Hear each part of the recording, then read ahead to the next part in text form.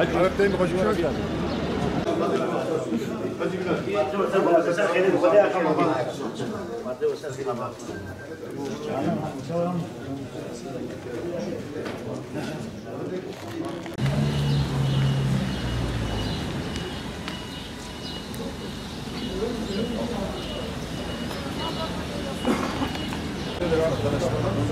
eyvallah Allah.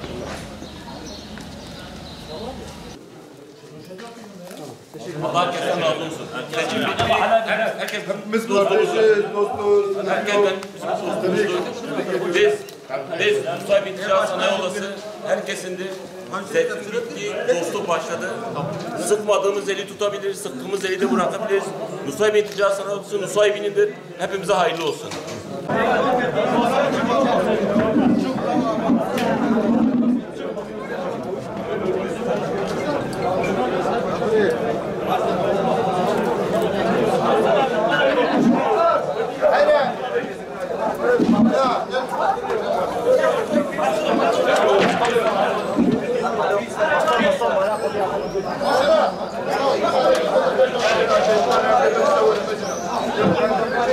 Abi